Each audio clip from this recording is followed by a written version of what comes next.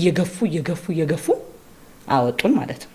ያሰት አባት የሆነው አሁን የተናገረውን አሁን አይመልስም አይደግምም።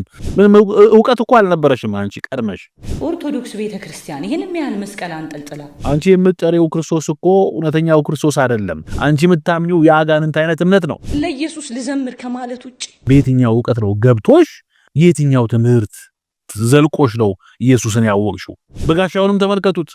በሞገስ በጸጋ የነበረው ድምጹ፣ በጸጋ የነበረው ፊቱ ገጹ አሁን ተበላሽቶ ተጣሞ በሱፍ ተወጥሮ በከረባት ታስሮ ምን እንደሚመስል በእድሜ የሸመገሉ በህሊናቸው ግን ጨቅላ የሆኑ ድሪቶውን ሁሉ ያስጣላቸው በጣም ብዙ አሉ በመድራችን። በመድር ላይ ካለችው እየሳቱ ይመጣሉ ድሪቷቸውን እየጣሉ ይላል ሎቱ ስብሐት። እንደው ምን አይነት ሰው በስተርጅና እንኳን አይበስልም።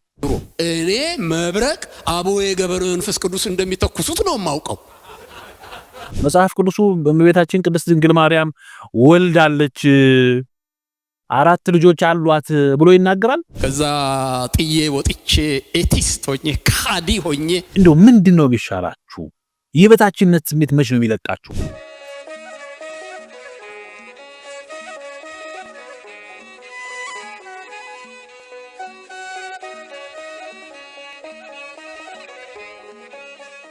በስመ አብ ወወልድ ወመንፈስ ቅዱስ አሃዱ አምላክ አሜን። በመላው ዓለም ሆናችሁ ይህንን የእግዚአብሔርን ድምጽ የምትሰሙ ሁላችሁ በኃያሉ አምላካችን በልዑል እግዚአብሔር ፍጹም ሰላም በያላችሁበት እንደምን አላችሁ? ሰላም እግዚአብሔር ይድረሳችሁ። ይህ የወርቅ ዘንግ ሚዲያ ነው። እንግዲህ ከብዙ መጥፋት በኋላ ወደ እናንተ ተመልሰናል። በኢየሩሳሌም እና በግብጽ በሚኖሩ ጉዞዎችና በአንዳንድ ስራዎች ወደ እናንተ ሳንመጣ ቀርተናል። ዛሬ እንደ እግዚአብሔር መልካም ፈቃድ ከእናንተ ጋር ለመገናኘት እግዚአብሔር ፈቅዶልን በዚሁ ተገኝተናል። እንግዲህ እንደ እግዚአብሔር ቸርነት አጭር ርዕሰ ጉዳይ አንስተን ቆይታ እናደርጋለን። እናንተ ግን ከዛ አስቀድሞ የወርቅ ዘንግ ሚዲያን ሰብስክራይብ በማድረግ የደወል ምልክቱን በመጫን የቤተሰቡ አባላት እንድትሆኑ ወይም የወርቅ ዘንግ ሚዲያ ቤተሰብ እንድትሆኑ አሳስባለሁ። ቤተሰብ የሆናችሁ ደግሞ ላይክ በማድረግ ሼር በማድረግ የዩቲዩብ አልጎሪዝም ከፍ አድርጎ ለሌሎች እንዲያሳየው እንድታደርጉ በእግዚአብሔር ስም ጠይቃለሁ። እንኳን ለታላቁ ጾማችን ለአብይ ጾም ለጾመ እግዚእ ለጾመ ሁዳድ በሰላምና በጤና አደረሳችሁ። እንግዲህ ዘወረደ ብለን ጾሙን ጀምረን በዚህ በዘወረደ እግዚአብሔርን እያመሰገንን መጽሐፍ እንደሚል ተቀነዩ ለእግዚአብሔር በፍርሃት ወታሰዩ ሎቱ በራድ እያለ እንደሚናገር ለእግዚአብሔር በፍርሃትና በመንቀጥቀጥ መገዛት እንዳለብን ምስጋና ማቅረብ እንዳለብን ከላይ ከአባቱ አጠገብ ሳይለይ በላይ ሳይጎድል በታይ ሳይጨመር የወረደው እኔና እናንተን ለማዳን ነውና ኢየሱስ ክርስቶስን እያመሰገን ጾሙም ራሱ የክርስቶስ የጌታ ጾም ነው የሚባለው እያከበርን እንገኛለን። የሚገርመው ደግሞ ዛሬ ርዕሰ ጉዳያችንም ከዚሁ ጋር ይገናኛል። እንደው እውነት ለመናገር ለዚህች ሴት መልስ ለመስጠት አይደለም የተሰየምነው፣ ግን እንደው በክህደትና በሐሰት የሚያስተምሩ ሰዎች በበዙበት ዘመን ላይ ከቤተክርስቲያን በምን አይነት መንገድ ወጣው ብላ ኦርቶዶክስ ተዋሕዶ ቤተክርስቲያን ስላነሳች ክዳ ከጠፋች ከብዙ ዘመን በኋላ ተመልሳ መጣ ሌላ አጀንዳና ርዕስ ለመሆን መደበቅ የሚፈልጉት ነገር ሲኖር እንደዚህ የቆየ ነገር ይስባሉ። ርዕስ ለመሆን የሞከረች አንዲት ሴት አለች። እቺን ሴት አስመልክቶ ጥቂት ነገሮችን ብቻ ለመነጋገር ነው የመጣሁት። ስለዚህ በዚህ ሴት ጉዳይ ላይ ጥቂት ነገሮችን እንነጋገራለን። ከዛ አስቀድመው ግን እንደው እስቲ ሁለት ምስሎችን እንመለከታለን። በተራ በተራም ሐሳብ እንሰጥባቸዋለን። የመጀመሪያው ከኢትዮጵያ ኦርቶዶክስ ተዋሕዶ ቤተክርስቲያን የወጣሁት በዚህ ምክንያት ነው ትላለች። እስቲ እንስማት። ለመውጣት አስቀድሞ ሰዎች አግኝተውኝ የሆኑ ሰዎች መስክረውልኝ ምናምን ሳይሆን እቺ የመጽሐፍ ቅዱስ ጥቅስ ናት እኔ ውስጥ ልዩነት ያመጣችሁ ማለት ነው። ስለዚህ መጠየቅ ጀመርኩ። ለመውጣት አይደለም መልስ ለማግኘት። መዳን በሌላ በማንም የለም ይላል የመጽሐፍ ቅዱስ። የኛ ቤተክርስቲያን ደግሞ በቅዱሳን አማላጅነት፣ በማርያም አማላጅነት፣ በጻድቃን አማላጅነት አልፎ ደግሞ ሲሄድ ደግሞ ሰው ሲሞት በፍህታትም ይድናል ትላለች። የቱ ነው እውነቱ የሚል ጥያቄ ነበር ያቀረብኩት። የእውነት እኔ ለመጣው ጥያቄ መልስ አግኝቼ ለመቀጠል የኔ ሐሳብ ማለት ነው። ከዛ የመጣልኝ መልስ ግን ዝም በይ የሚል ነው። ምንድነው ታድሶሽ እንዴ ምናምን አሉኝ ማለት ነው። እንግዲህ እንደሰማችኋት ይቺ ሴት ከኢትዮጵያ ኦርቶዶክስ ተዋሕዶ ቤተክርስቲያን የወጣሁት በሐዋርያት ሥራ ምዕራፍ 4 ቁጥር 12 ላይ ባለ ጥቅስ ነው ትላለች። መዳን በሌላ በማንም የለም እንድንበት ዘንድ የሚገባን ለሰዎች የተሰጠ ስም ከሰማይ በታች ሌላ የለምና ብሎ ስለ ኢየሱስ ክርስቶስ የተናገረበትን በተለይ ሐዋርያት ያስተማሩበትን ነው። እንግዲህ ይሄን ነገር እየተናገረች በዚህ ምክንያት ከቤተክርስቲያን ወጥቻለሁ ትላለች። በጣም በሚገርመው መልኩ ይቺ ሴት ሐሰተኛ መሆኗን ደግሞ አንድ ነገር ልንገራችሁና ላሳያችሁና ራሷ የምትለውን እዛው በቃሏ ላይ እንይዘዋለን ሐሰተኛ ስለሆነች። ምክንያቱም የግብረ አባቷ ዲያብሎስ ሐሰተኛ ነው፣ እሷም በሐሰት ትናገራለች። ክፉ መንፈስ ስለተጠናወታት ይቺ ሴት የቀደመው ግብሯ ሌላ አጋንንት የነበረበት ነው። ከዛ በኋላ ክርስቲያኗ እንኳለች። ብዙም ሳትቆይ ደግሞ ወደ ቀደመው ወደ ግብረ አባቷ ወደ ዲያብሎስ ሄደች። አሁን ከሄደች በኋላ የካድኩት ወይም ደግሞ የተሻለ ነው ብዬ ወደ ሌላ እምነት ሄድኩት የሐዋርያት ሥራ ምዕራፍ 4 ቁጥር 12 ላይ ያለውን ቃል የሚመልስልኝ አጥቼ ነው። አባቶችን ሄጄ ስጠይቅ ዝም በይ አትናገሪ፣ ጴንጤዎንሽ እንዴ ተሐድሶንሽ እንዴ ይሉኛል። አፍሽን ዝግተሽ ተቀመጭ፣ እንዲህ አይነት ጥያቄ አይጠየቅም ይሉኛል። ስለዚህ ይሄን ጥያቄ ጠይቄ የሚመልስልኝ ስላጣው ሄድኩትና ደግሞ በሌላ ቦታ ደግሞ እንዴት እስቲ እንስማት። ይሄን ደግሞ እኛም ለመውጣት ሳናስብ ሳንፈልግ ያለ እቅዳችን ግን እየገፉ አወጡን ማለት ነው። ተመልከቱ እንግዲህ አባቶቻችን አቡኋላ ሐሰት ዘተናገረ በሰርክ ይደግም በጽሐ ይላሉ። የሐሰት አባት የሆነው አሁን የተናገረውን አሁን አይመልስም አይደግምም። ምክንያቱም ቀድሞም የተናገረው ሐሰት ነው፣ በኋላም የሚናገረው ሐሰት ነው። እቺ ሴት አሁን መጀመሪያ ተመልከቱ የሐዋርያት ሥራ ምዕራፍ 4 ቁጥር 12 ላይ ያለውን ጥያቄ የሚመልስልኝ አጥቼ ከቤተክርስቲያን ወጣው አለች። ከዚያ ደግሞ አሁን በሰማችሁት ቃል ላይ ደግሞ እኛ ከቤተክርስቲያን የመውጣት ሐሳብ የለንም ገፍተው አስወጡን። እንዴ ሁለት ቃል እኮ ነው ይሄ። መጀመሪያ የሐዋርያት ሥራን የሚመልስልኝ አጥቼ ምዕራፍ 4 ቁጥር 12ን ወጣው አለች። አሁን ደግሞ ለመውጣት ሐሳብ አልነበረንም ገፍተው ብለው ደግሞ ዶግማና ቃሉን አይጣሳ መወገዝ ሲገባው በሲኖዶስ ተሰብስበው በውጭ ሀገር ያለው ሲኖዶስ አወገዘኝ አለች። ኢየሱስን አማላጅ ከማለት ውጪ ዶግማ የለም እንግዲህ መጣስ የለም። ግን በራሷ ቃል እንኳን አሁን እንደው መጽሐፍ ቅዱሳዊ መልሱ ሌላውን ነገሩን ትተን እንኳን በራሷ ቃል እንኳን ብንመለከታት ምን እያለች እንደሆነ ተመልከቱ። መጀመሪያ በሐዋርያት ሥራ ምዕራፍ 4 ቁጥር 12 አማካኝነት መልስ አጥቼ ወጣው አለች። እንደው ማን ነው እንደው የሚሰማን? ግን እንደው እዛ ቤት ያላችሁ ሰዎች እንደው ደናቁርት ሆናችሁ ትቀራላችሁ። በቃ መስማት የለም። እንዴት ነው ሰው ደግሞ በሐሰት ቋንቋው እንዴት አያፍርም? አንዴ ሰው ሐሰት ተናግሮ እኮ በኋላ ላይ ደግሞ መልሶ እንደው ሐሰቱን እኮ እንደው መሸፈን አለበት። ይቅርታ መጠየቅ እንኳን ባይችል ሌላ ጊዜ ሐሰት ላለመናገር አንገቱ መድፋት አለበት። እንደው እዛ ቤት ስትገቡ ስትለከፉ ካፈርኩ አይመለስ የምትሉበት ምክንያት ምንድነው? በቃ መብትሽ እኮ ነው። ሃይማኖት በቀየር መብትሽ ነው። ኦርቶዶክስ ስለነበርሽና የኢትዮጵያ ኦርቶዶክስ ተዋሕዶ ክርስቲያን አማኝ ስለነበርሽ ሃይማኖት ስለቀየርሽ ምንም የሚፈጠር ነገር የለም። ምክንያቱም መጽሐፍ ቅዱስ ደግሞ እንኳን አንቺን ከዘፈን ዓለም የመጣሽው ስትመጪም በቤተክርስቲያን ስርዓት ውስጥ በአግባብ ወይም አግባብ በሆነ መንገድ የቤተክርስቲያንን ስርዓት በጠበቀ መንገድ ያልመጣሽው ከዳንኪራ ከጭፈራ ቤት ማይክራፎን ወደ አውደ ብረት ማይክራፎን በዘመኑ በነበሩ እግዚአብሔር በሚፈርድባቸው ሰዎች አማካኝነት መድረክና አውደ ብረት አግኝተሽ የጨፈርሽና እዛ ላይ ያመጣሽውን እዚህ አምጥተሽ ሲጨፍር የነበርሽ ሴት ምንም ነገር ሳታውቂ የነበርሽ ሴት እንደው በዚህ አይነት መንገድ ቤተክርስቲያንን ለመናገር ትላንትም ዛሬም ደግመሽ መናገርሽ በጣም ነው የሚያሳፍረው። ምንም ዕውቀት እኮ አልነበረሽም አንቺ ቀድመሽ። ስለዚህ ቤተክርስቲያኗን ግን ለመተቸት ሌላ አጀንዳ ለመስጠት የሆነ የምትደብቁት ነገር ሲኖር የሆነ ሰው እንደምታመጡ ግልጥ ነው። ዛሬ ከስንት ዓመት በኋላ ከ9 ከ10 ዓመት በኋላ መጥተሽ ተገፍቼ ነው በድንጋይ ተደብድቤ ነው እንደገና ደግሞ የሐዋርያት ሥራ የሚመልስልኝ አጥቼ ነው ብለሽ ተቀላምጃለሽ። ሁለተኛ ላይ የምታነሳው ነገር አለ። ቤተክርስቲያኗ ኢየሱስ ሲባል ድንጋይ የምታነሳ ከሆነ እስቲ እንስማት። ኦርቶዶክስ ቤተክርስቲያን ይሄንም ያህል መስቀል አንጠልጥላ ኢየሱስ ሲባል ሰዎችን የምታሳድድ ከሆነ ማርያም ሲባል የማይረበሹ ከሆነ ችግር አለ ማለት ነው። ታዲያ ለምንድን ነው ኢየሱስ ሲባል ሰዎች የሚቆጡ? ድንጋይ እየወረወሩ ህፃናት ልጆች እውነቴን ነው የምልሽ ምራቅ እየተፉ እኔ እንዲህ አይነት ጥላቻ ይቻላል። ከዛ ግቢ ወጣሁ ማለት ነው። እና ባገኙኝ ቦታ ሁሉ ተመልከቱ። እንግዲህ ኦርቶዶክስ ቤተክርስቲያን መስቀል አንጠልጥላለች ቤተክርስቲያን ላይ አለች። እና መስቀል አንጠልጥላ ኢየሱስ ክርስቶስ ሲባል የምታሳድድ ከሆነ ኢየሱስ ክርስቶስ ሲባል ድንጋይ የምታነሳ ከሆነ ኢየሱስ ስለገባኝ ነው አለች። ደግሞ ታለቅሳለች፣ ትነፈርቃለች፣ እያለቀሰች እየነፈረቀች። ይሄ አንድ አይነት በነገራችን ላይ ይሄ ጠባያቸው ከዚህ በፊት ክደው የወጡት የበጋሻውም የትዝታውም የዘርፌ አንድ አይነት ነው። ቋንቋቸውም አንድ አይነት ተገለጠልኝ፣ አየሁት ነው የሚሉት። ነካኝ የሆነ ነገር ይላሉ፣ የሆነ እጅ ታየኝ ይላሉ። ከዛ በኋላ ይነፈርቃሉ።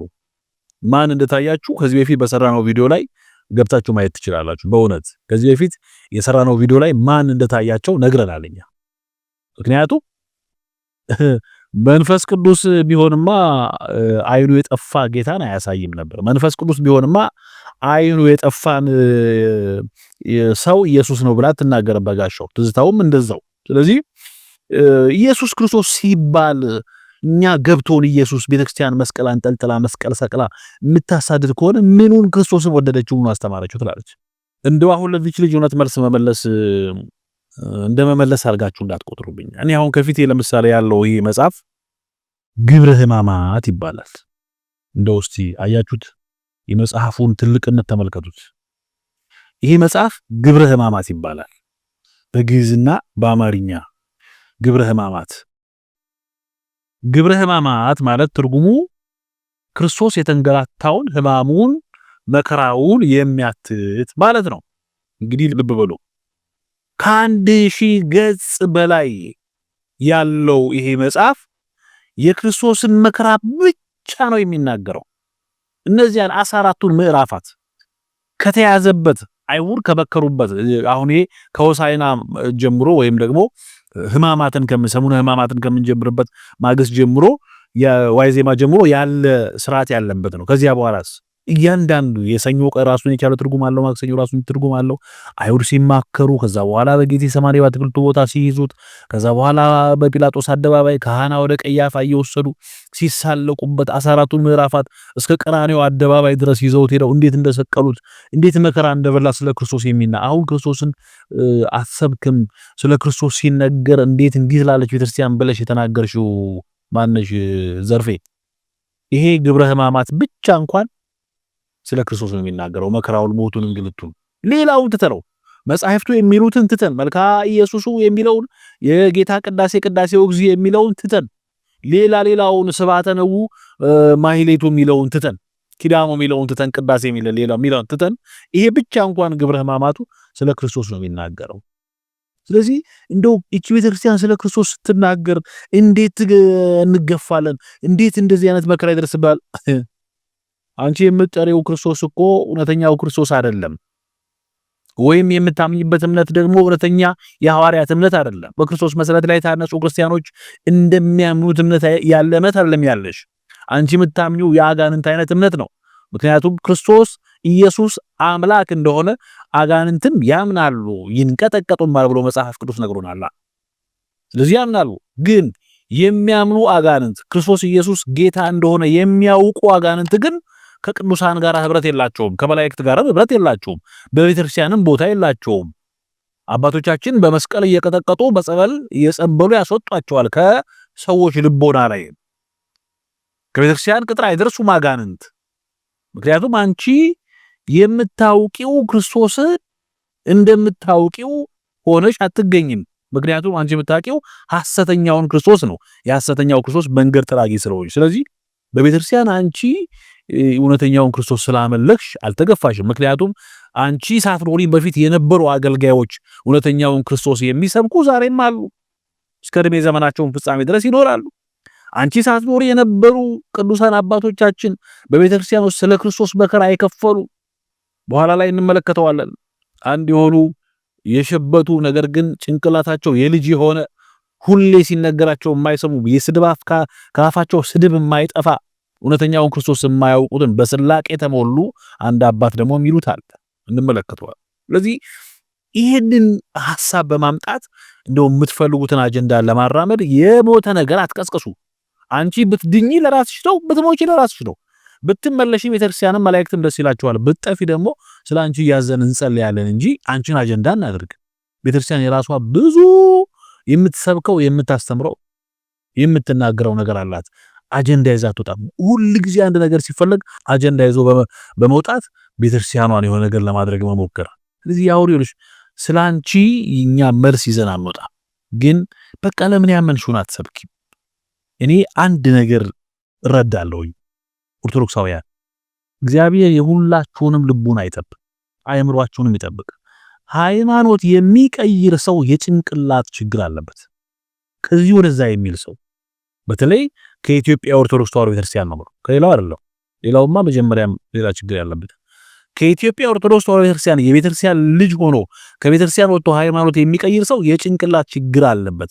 ምን አለ ትሉኛላችሁ? የቀን ጉዳይ እንጂ ዞሮ ማበዱ አይቀር። ይሄው የእብደት እኮ ነገር ነው። አሁን እብደት ካልሆነ በስተቀር የዛሬ 10 ዓመት በድንጋይ ወገሩኝ ብሎ ሰው ያለቅሳል እንዴ? በጣም እኮ ቢገርመው እኮ ለዛውም ያልተደረገ ነገር ማንም እሷ ላይ ያላደረገውን ነገር እንዴ። ከሷ በኋላ እኮ በመናፍቁ ቤት ያሉ ብዙ ሰዎች እኮ ብዙ ነገር አሉ እኮ። ኦርቶዶክስ ተዋሕዶ ቤተክርስቲያን እንደ ተቋም ጣዖት ነች፣ ጨለማን ለአገሪቷ የምትሰጥ ነች፣ የጨለማ አበጋዝ ነች ብለው እኮ ተናገሩ። ሁለቱ ስብሐት ቤተክርስቲያኗን ገድላቱን ድርሳናቱን እያነሱ ተሳለቁ። ማን መታቸው? የቅዱሳን ስዕላት የቅዱሳን ገድላት በአደባባይ በሚዲያ ተቀደዱ። ማን ነካቸው? በህግ ነው ለመጠየቅ የተሞከረው። ህግ የሚፈርድ ከሆነ ህግ ይፈርዳል ብላ ቤተክርስቲያኗ። እንኳን አንቺ ትናንት ጨቅላዋ ምንም አታውቂዋ ቀርቶ ማለት ነው። አሁን አንቺ ኢየሱስ ስለገባኝ ነው ምንድነው ያደረኩት እንዴ ትላለች። እስቲ መስማት እስቲ ምንድነው ያደረኩት? ምን አደረኩ? ኢየሱስን ከመውደድ ውጭ ለኢየሱስ ልዘምር ከማለት ውጭ ባገኙኝ ቦታ ሁሉ ግን ለመግደል በቃ እቺን እንደው ደፍቶ እንትን የሚል ጠፋ። ተመልከቱ እንግዲህ ኢየሱስ ስላልኩ ሊገሉኝ ፈለጉ እንዴ? ኢየሱስ ስለገባኝ። አንቺ ትላንት ዳንኪራ ስትረግጭ የነበርሽ ዓለማዊ ሴት ከመቼው መተሽ ተምረሽ ከማን እግር ስር ቁጭ ብለሽ መጽሐፍ ቅዱስን ጠንጥቀሽ ቅዱሳት መጽሐፍትን አውቀሽ ነው አንቺ ኢየሱስ የገባሽ። እንኳን አንቺ አይደለም 3 ዓመት ከ3 ወር ከእግሩ ስር ቁጭ ብለው የተመላለሱ ከኢየሱስ ክርስቶስ ከአፉ የሰሙ ድንቅ ገቢረ ተአምራትን ያዩ 2 ዓሣና 5 እንጀራ ሲበዛ የተመለከቱ በባህር ላይ ሲራመድ ያዩ በደረቅ ግንባር ላይ አይን ሲፈጠር ሲሰራ ያዩ 38 ዓመት ሙሉ ከአልጋ ጋር የተጣበቀ መጻጉዕ ተነስቶ አልጋውን ሲሸከም ያዩ 12 ዓመት ሙሉ ደም ሲፈሳት የነበረች ሴት የልብሱን ዘርፍ ነክታ ደሟ ቀጥ ሲል የተመለከቱ የበርጤሜዎስ አይን ሲከፈት ያዩ ብዙ ድንቅ ገቢረ ተአምራት ሲደረግ ያዩ ሐዋርያት እንኳን የተቆረጠ የማልኮስ ጆሮ ሲቀጠል ያዩ እነ ቅዱስ ጴጥሮስ እንኳን አልገባቸው። በሐዋርያት ሥራ ምዕራፍ 1 ላይ ስትመለከቱ ጌታ ሆይ ለእስራኤል መንግስትህን መች ትመልሳለህ ብለው ጠይቀውታል። ምድራዊ መስሏቸው እሱ በአይሁዳውያን ላይ ንጉሥ ሆኖ የሚሾም እነሱ ግራዝማች ቀኛዝማች ሆኖ የሚሾም መስሏቸው ለእስራኤል መንግስት መች ትመልሳለህ ብለው ጠይቀውታል። 3 ዓመት ከ3 ወር ከሱ ጋር የተመላለሱ ሐዋርያት እንኳን የገባቸው መቼ ነው? መንፈስ ቅዱስን ሲቀበሉ። አንቺ መንፈስ ቅዱስን ተቀበለሽ ነው የገባሽ? ገብቶሽ ነው? ኢየሱስ ክርስቶስ ተምረሽ ነው? መጀመሪያም ዓለማዊ ነሽ፣ እምነት የለሽም። ራስሽ ታሪክሽ እንደተናገርሽው ዳንኪራ ሰረግጭ ኖርሽው፣ የምታውቂው ታሪክ የለም። ጠጭ ነኝ፣ ሰካራም ነኝ፣ ዘማዊ ነኝ ብለሽ ተናገርሽው ራስሽ ነሽ በአደባባይ። ከዛ በኋላ ወደ ቤተክርስቲያን ተቀየረች ተብሎ መጣሽ ሳትማሪ በምክረ ካህን ሳትቀኝ በቀኖና ንስሐ ሳትገቢ የሚገባውን ነገር ተምረሽ መድረክ ላይ አውደ ምሕረት ላይ መውጣት ሲገባሽ ምንም ነገር ሳታደርጊ አፋፍ ሰው አውደ ምሕረት ላይ ወጥሽ ብዙ ነገር ስትይ ኖርሽ። ከዛ በኋላ ከደሽ። ስለዚህ አሁን አንቺ በየትኛው ዕውቀት ነው ገብቶሽ የትኛው ትምህርት ዘልቆሽ ነው ኢየሱስን ያወቅሽው? ወይስ የትኛው ሐዋርያ ሰብኮሽ ነው? በክህደት ውስጥ ኖረሽ ክህደትን ስታራምጂ ቆየሽ። ከዛ በኋላ ወጣሽ። በተጋጨ መልኩ አንዱ የሆነ ነገር ጥቅስ መጽሐፍ ቅዱስ ላይ ስላልገባኝ ስጠይቅ መላሽ አጥቼ ወጣው፣ አንድም ደግሞ ገፍቶ አስወጡኝ ማለት ጀመርሽ፣ መቀባዘር ጀመርሽ። ስለዚህ እኔ የሚታየኝ ይሄ የጭንቅላት ጉዳይ ነው። ጥሩ ዘመድ ካለሽ፣ ጥሩ ወዳጅ ካለሽ አንቺ መግባት ያለብሽ የአእምሮ ሕክምና ነው። ብትፈቅጂ ጸበል ብትገቢ ጥሩ ትፈወሺ ነበር። አዲያም ደግሞ የአእምሮ ሕክምና ነው መግባት ያለብሽ። ምክንያቱም እንደው አሁን እስቲ ከኋላ የሚታየውን መልኳን ተመልከቱ እስቲ። በኢትዮጵያ ኦርቶዶክስ ተዋሕዶ ቤተክርስቲያን ውስጥ ያለች ስዘምር እንዴት ባለ ጸጋ እንደምዘምር ተመልከቱ። ተውት የዜማውን የግጥሙን ተውት፣ እንደው መልኳን ብቻ ተመልከቱ። ይሄን ድምጽ እየሰማችሁ ከዚያስ በኋላ አሁንስ እዚህ ከካረች በኋላስ ምን እንደምትመስል ተመልከቷት። ጸጋ ርቋት የለም በቃ ሞገስ ርቋት ፊቷ ሁሉ ተጣሞ ምን እንደምትመስል ተመልከቱ። ምክንያቱም የሰው ገጽ እኮ ካለበት ሁኔታ በቃ በማንነቱ ይቀየራል እኮ። አንድ ነገር ማወቅ አለባችሁ። በጥሩ እርሻ ላይ የተተከለ አትክልት ይለመልማል፣ ያምራል፣ ፍሬው ይጎመራል፣ ሲያዩት ለመብላት ሁሉ ያስጎመጃል። በጥሩ እርሻ ላይ የተተከለ ጥሩ አፈር ያገኘ፣ ጥሩ ውሃ ያገኘ፣ ጥሩ የሚንከባከበው ተንከባካቢ ያገኘ አትክልት ይለመልማል። ጥሩ እርሻ ላይ የሌለ ደግሞ አትክልት ይደርቃል፣ ይገረጣል፣ ዋግ ይመታዋል፣ ይጎሰቁላል፣ ፍሬ ያፈራም። ቢያፈራ እንኳን ፍሬው የቀጨጨ ነው የሚሆነው፣ ለምግብነት አይውልም፣ የሚጣል ነው አዋፋት የሚለቅሙት። ይሄው ማሳያ። ትዝታውም እንደዛው ነው። ኦርቶዶክስ ቤተክርስቲያን እያለ በክህነት አገልግሎት ትምህርቱ እንዳለ ሆኖ ጥያቄ ያለ ሆኖ በክህነት አገልግሎት እያገለገለ ቤተክርስቲያንን በዝማሬ በሚያገለግልበት ሰዓት የነበረው ሞገስ ክብር አሁን የለም፣ ወርዷል። የመንገድ ዱርዬ ነው የሚመስለው አሁን። በጋሻውንም ተመልከቱት። በሞገስ በጸጋ የነበረው ድምፁ፣ በጸጋ የነበረው ፊቱ፣ ገጹ አሁን ተበላሽቶ ተጣሞ በሱፍ ተወጥሮ በከረባት ታስሮ ምን እንደሚመስል። ምክንያቱም በመልካም ዘራ እርሻ ላይ የተዘራ ዘር መልካም ሆኖ ይፈራል፣ ፍሬ ያፈራል፣ ያማረ ይሆናል፣ ሲያዩትም ለመብላት ያስጎመጃል። ግን ያሉበት ቦታ የሄዱበት ስፍራ የሚታወቅ ነውና በዚህ አይነት መልኩ ይገለጣሉ። አጀንዳ ከፈለጋችሁ የምትፈልጉትን አጀንዳ ማከናወን ነው እንጂ የ10 ዓመት ታሪክ አምጡ ዛሬ መነፍረቅ ምን የሚሉት ነው? ምንም እኛ እንደሆነ መከራ ብርቃችን አይደለም፣ ፈተና ችግራችን አይደለም። ምክንያቱም ክርስትና ያለ ፈተናና ያለ መከራ አጸናምና እየከፈለ የሚያልፈው ሁሉ እየከፈለ ያልፋል። ስለዚህ እንደው በቃ ኦርቶዶክሳውያን ለዚህ ሴት ማድረግ ያለባቸው ልቦና ይስጣት ብሎ መጸለይ ነው። እግዚአብሔር ይመልከታት፣ ይዳብሳት መንፈስ ቅዱስ፣ እግዚአብሔር መንፈስ ቅዱስ ይዳብሳት፣ ቅዱሳን መላእክት ያረጋጓት ብላችሁ መጸለይ እንጂ ሌላ ምንም ማለት አይቻልምና እግዚአብሔር ልቦናሽን ይስጥሽ። ከዚህ ውጪ ምንም ማለት አልችልም። ሁለተኛው አንድ በእድሜ የሸመገሉ በህሊናቸው ግን ጨቅላ የሆኑ ትልቅ ሰው አሉ። ይቅርታ ይደረግልኝ፣ እኔ ለስድብ አይደለም። እኚህ ሰውዬ ግን መች ነው የቆሙበትንና ያመኑበትን እውነት ተናግረው ሰብከው የሚያውቁት? በካራቴ የሚታወቅ የፕሮቴስታንት ነብይ ነኝ የሚል ሰው የራሱን መጽሐፍ አስመርቋል። መብቱ ነው። ባመነበት መንገድ መሄድ፣ ባመነበት በኩል የሚፈልገውን መስራት መብቱ ነው። ያመነበትንም መጽሐፍ ሲያስመርቅ ደግሞ የፈለገውን ሰው ጠርቶ እንደፈለገ ማድረግ መብቱ ነው። ግን በየደረሱበት በየዘረጉት ፕሮግራም በየቆሙበት መድረክ ላይ የኢትዮጵያ ኦርቶዶክስ ተዋሕዶ ቤተክርስቲያንንና ስርዓቷን ካላነሱ ካልተናገሩ እንደው በቃ የማይዋጥላቸው ሰዎች አሉ። ይሄን ሽማግሌ ጨምሮ እኔ ይሄ መተናነስ ኢንፌሪዮሪቲ ኮምፕሌክስ የሚባል ነገር አለ። አንዳንድ ጊዜ የራስህ የሆነ ነገር ከሌለ የራስ የሆነ ነገር ስርዓትም ሆነ አምልኮ ከሌለ በቃ የበታችነት ስሜት ስለሚሰማ ሌላውን ቤት መጎንተል፣ ሌላውን ሰው መንካት። ለዚህ እኮ ነው አንዳንድ ሰው ምንም የማያውቀው ሰው ይሄን ሰው አልወደውም ብሎ ይናገራል። የማያውቀውን ሰው እኮ ነው ገና ያ ሰው ሲታይ ሞገስ ብቻ ካለው አልወደውም ብሎ ይናገራል። ይሄ የሚያሳየው ምን እንደሆነ ታውቃላችሁ? ኢንፌሪዮሪቲ ኮምፕሌክስ ወይም የበታችነት ስሜት ሲኖረው እንዴ። ፕሮቴስታንቲዝም የራሱ የሆነ መርሆች አሉት፣ እናውቀዋለን፣ ተምረነዋል። ኮምፓራቲቭ ቴዎሎጂ ስንማር ተምረናል። በቃ የሉተር መርህ 5 ሶላዎች ናቸው። ዘ 5 ሶላ ወይም 5 ብቻዎች። እነሱን አታስተምሩም። ባስመረቃችሁት መጽሐፍ ላይ የራሳችሁን ቤት የራሳችሁን የትምህርት ዶክትሪን አጠሩም፣ የራሳችሁን ስብከት አሰብኩም። አሁን የሰውዬ እንዲህ ይላል፣ ተመልከቱት እስቲ። ባሯን ቤተክርስቲያን ታውቋት የለም ጀማሪዋ ማለት ነው።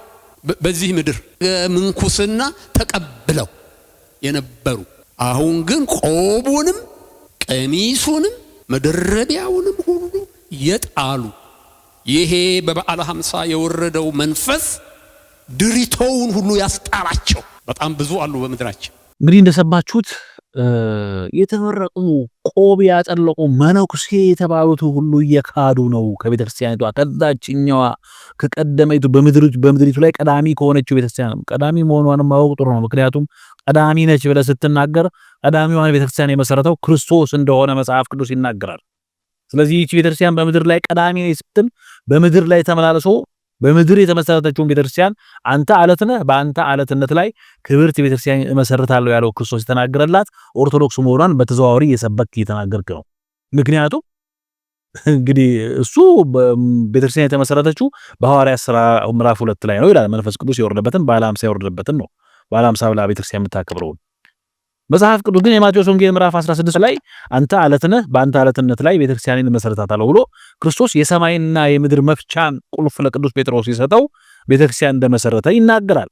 ስለዚህ ያቺ የቀደመይቱ በምድር ላይ ያለችው ቤተክርስቲያን መነኮሳት አሏት፣ ካህናት አሏት። እነዛ ጥለው እየመጡ ነው አለ። ጥለው ይሄዱ የፈለጉት። ምክንያቱም መጽሐፍ የተመረጡትን እንኳን እስኪያስቱ በምድር ላይ ሐሳውያን ይገለጣሉ ብሏል። ያ ደግሞ እናንተ ናችሁ። የተመረጡ ካህናት ከሳቱ፣ ለአገልግሎት ተጠርተው በአውደ ምሕረት ላይ የቆሙ ወንጌላውያን ከሳቱ፣ ለአገልግሎት ተጠርተው በአውደ ምሕረት ላይ ቆሞ ሲዘምሩ የነበሩ ዘማሪያን ዲያቆናት ከሳቱ፣ እነዚህ የተመረጡት የትንቢት መፈጸሚያ ሆኑ ማለት ነው። ስለዚህ ከቀደመችው ቤተክርስቲያን በምድር ላይ ካለችው እየሳቱ ይመጣሉ፣ ድሪቷቸውን እየጣሉ ይላል ሎቱ ስብሐት። እንደው ምን አይነት ሰው በስተርጅና እንኳን አይበስልም? የራስህን ለምን አታስተምርም? አሁን የተነሳው ወንጌል አስተምራለሁ ብሎ ነው የሐዋርያት ሥራ ምዕራፍ 2ን ይዞ፣ ግን ስድብ ነው እንዳለ የሚናገረው። ጌታ እናት ማርያም አለች፣ ልጆቿ አሉ። 4 ወንዶች ልጆቿ እንዳሉ እናውቃለን። የበኩር ልጇን እስክትወልድ ድረስ ዮሴፍ የተባለው ባለቤቷ ምን አላረጋትም ይላል፣ አላወቃትም ይላል። የበኩር ልጇን ከወለደች በኋላ ምን ሆኗል ማለት ነው? አውቋታል ማለት ነው። እኔ መብረቅ አቡነ ገብረ መንፈስ ቅዱስ እንደሚተኩሱት ነው የማውቀው። እንደሰማችሁት ገብረ መንፈስ ቅዱስ ምላሳቸውን ሲያወጣባቸው መብረቅ ተኳሽ እንደሆኑ ማቆሳቸው ነው፣ ይተኩሳሉ ይላል። ይሄ ብቻ አይደለም። እመቤታችን ቅድስት ድንግል ማርያምን የበኩር ልጇን እስክትወልድ ብሎ እስከወለደች በኋላ ዮሴፍ አውቋታል፣ 4 ወንድ ልጆች አሏት እያለ መጽሐፍ ቅዱሱን ነው ማምነው ይላል። መጽሐፍ ቅዱሱ በእመቤታችን ቅድስት ድንግል ማርያም ወልዳለች 4 ልጆች አሏት ብሎ ይናገራል። ወንድሞቹ ብሎ ስለተናገረ ወንድሞቹ የሚለውን ቃል አንስተ የእመቤታችን ልጆች ናቸው አለክ። በምን ያስኬዳል ይሄ? እስቲ አሁን መጽሐፍ ቅዱስ ላይ አውጣና የማርያም ልጆች ናቸው እነዚህ፣ እመቤታችን ከዮሴፍ ጋር ከዛ አገባች የሚለውን ዮሴፍም ከዛ በኋላ እነዚህን 4 ልጆች ወለደ የሚለውን ቃል አውጣና ነገሬ።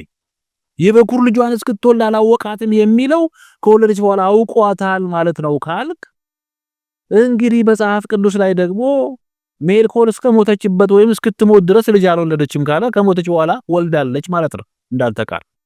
ስለዚህ አሁን ለአንተ መልስ ልንሰጥ አይደለም፣ ግን እኔ እንደው ምንድነው የራሳችሁን ነገር እንዳትናገሩ ያደረጋችሁ? ሽማግሌዎቹም ያወጣ ትንሽ የሸመገሉት ይሻላሉ ስንል የሸመገሉትም እንደዚህ ይቀባጅራሉ።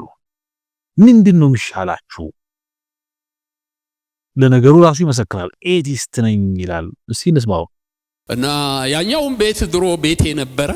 ከዛ ጥዬ ወጥቼ ኤቲስት ሆኜ ካዲ ሆኜ 11 ዓመት ያህል ከቆየሁ በኋላ ነው ጌታ ወደ እኔ ይመጣ። ተመልከቱ እንግዲህ ለአመታት ኤቲስት ነበርኩኝ፣ ከዛ በኋላ ጌታ በራልኝ ነው የሚለው። እንግዲህ ኤቲስት የሆነ ሰው እንዴት ነው ጌታ የሚበላለት? ለእምነት ፍላጎት ሳይኖረው፣ ወደ እምነት ለመምጣት ሳያነብ ሳይጠይቅ። አብርሃም እኮ እምነት አልባ ነበር፣ ግን እግዚአብሔርን ለመፈለግ ባደረገው ጥረት እግዚአብሔርን ስለፈለገ ነው እግዚአብሔር ተገለጸለት። ሌሎቹም እግዚአብሔርን ለመፈለግ ጆሮአቸውን ስለሰጡ ነው፣ የጌታን ወንጌል ለመስማት ራሳቸውን ስለሰጡ ነው እውነት የተገለጠላቸው። ሁሉም እንደው ምንድነው ቢሻላችሁ? የበታችነት ስሜት መች ነው የሚለቃችሁ? የራሳችሁ ወንጌል ማታስተምሩት ለምንድን ነው? በየደረሰችሁበት በየሄዳችሁበት ቤተክርስቲያኗን የምታነሱት ለምንድን ነው? የላችሁም ወይ ራሳችሁ? ከሌላችሁ ደግሞ ወይኑና ከኛ እናስተምራችሁ፣ እኛ ጋር ተማሩ፣ አዳራሻችሁን ዝጉና ያኔ እውነት ሲገለጥላችሁ ወደ እውነት ትመጣላችሁ ማለት ነው። እና እጅግ በጣም በፕሮቴስታንቱ ቤት ወይም በፕሮቴስታንቱ ዓለም እያየን ያለነው የበታችነት ስሜት ነው። ቤተክርስቲያኗን የሆነ አጀንዳ መፍጠር ስትፈልጉ፣ የሆነ ነገር መስራት ስትፈልጉ የሆነ ነገር ታመጡና የተኛ የሞተ ነገር ተቀሰቅሱና ኦርቶዶክስ ተዋሕዶ ቤተክርስቲያን ህዝቡን ለማስቆጣ አሁን እኛ ጾም ላይ ነው ያለነው። ለዛውም የምንጾመው እናንተ እንሰብከዋለን የምትሉትን ነገር ግን የማታውቁትን ጌታ ኢየሱስ ክርስቶስን እያመለክን እውነተኛውን ጌታ በሰማይ በምድር የሚመለከውን ወልደ አብ ወልደ ማርያም ስግው ቃል በተዋህዶ የከበረ ከሁለት አካል አንድ አካል ከሁለት ባህሪ አንድ ባህሪ ወልድ ዋህድ ኢየሱስ ክርስቶስ አንዱ ኢየሱስ ክርስቶስ ብለን ይህንን ጌታ እናመልካለን። አሁን የሱን ጾም እየጾምን ነው። እሱ የጾመውን እርሱ የተቀበለውን መከራ እያሰብን ክርስቶስን እያመለክን ያለ ነው። በዚህ ሰዓት ቅድም እንደተናገርኩት ተቀነዩ ለእግዚአብሔር በፍርሃት ወተሐሰዩ ሎቱ በረአድ፣ ለእግዚአብሔር በፍርሃት ተገዙ፣ በፊቱም በፍርሃትና በመንቀጥቀጥ ስገዱ እያል ለእርሱ እየሰገድ ነው። አንድ ቀን ሰግዳችሁለት ለማታውቁት ጌታ ለማታውቁት ኢየሱስ ክርስቶስ ለሐሰተኛው ጌታ እየቀናችሁ ቤተክርስቲያኑን ትጎነትላላችሁ። እግዚአብሔር ልቦና ይስጣችሁ። ሌላ ምንም አንልምኛ። ዛሬም የመጣው ለእናንተ መልስ ለመመለስ ሳይሆን መች ነው የበታችነት ስሜታችሁ የሚለቃችሁ ለማለት ነው። ይሄ ለመጠየቅ የተወደዳችሁ የእግዚአብሔር ቤተሰቦች እንግዲህ ይሄንን ይዘን እየመጣን እውነተኛዋን ቤተክርስቲያን የሚጎነትሉ የሚነኳትን በፊት ለፊት በምዕመናን ዘንድ በእውነት እያመጣን ቤተክርስቲያኗ አማናዊት እንደሆነች እንድንጸና የሚያረጋጋ ትምህርት ሌሎችን እንዳያስቆጣ ኦርቶዶክሳውያን መቆጣት የለባችሁም። ምክንያቱም ክፉ መንፈስ ያለበት ሰው አጋንንት ያለበት ሰው ካፉ የሚወጣው ስድብ ነው፣ የሚናገረው ሐሰት ነው። የሚናገረው በሙሉ ለጸብና ለክርክር ለጭቅጭቅ እንዲሁም ለክፉ ነገር የሚያነሳሳ ነው። ስለዚህ እናንተ ግን የእግዚአብሔር ልጆች ናችሁና የመንፈስ ቅዱስ ልጆች ናችሁና ኦርቶዶክሳውያን በዚህ ጊዜ ተረጋግታችሁ የተጀመረውን የመጀመሪያውን ሳምንት ጀምረናል፣ ዘወረደ ብለናል። ከዛ ቅድስት እያልን እንቀጥላለን፣ ምኩራብ እያልን እንቀጥላለን። ስለዚህ ይሄንን ትተን እነሱን ከመስማት ትተን እውነተኛውን የክርስቶስን ጾም እየጾምን እውነተኛው ወንጌል እያደመጥን ዘመናችንን ልናሳልፍ ከዚህ ከታላቁ በረከት ከአብይ ጾም ከሁዳዳችን በረከት ልናገኝ ይገባል። ለዛሬ ግን እንደው ባለንበት እንድንጸና በሚነገሩ ነገሮች እየተናደድን ሰይጣን እንዳያዘናጋን ይሄንን የሚሉት ይሄን የሚያመጡት የታላቁ አብይ ጾም ጸሎት የሌሊቱ የእግዚአብሔር ምስጋና ቅዳሴው ዕጣኑ ማይጠንቱ አጋንንትን ስለሚያንጫጫቸው ምድሪቷን ስለሚያናውጥ በረከትም ስለሚያመጣ ክፉዎችን ግን ስለሚያሰድድ እንዳይሰደዱ ሐሳባችን ለማስተጓጎል ነውና እንዳትሰሟቸው ልባችሁን ሰብስባችሁ መንፈሳችሁን አረጋግታችሁ ይህንን አብይ ጾም በታላቅ ትህትናና በረከት ይቅር በመባባል ለሀገር ለሕዝብ ለወገን ለኢትዮጵያ አንድነትና ሰላም እየጸለያችሁ ለቤተሰባችሁ ፍቅር አንድነት እየጸለያችሁ በጋራ ልንጾመው ይገባል። እግዚአብሔር ከጾሙ በረከት እንድናገኝ ይፍቀድልን።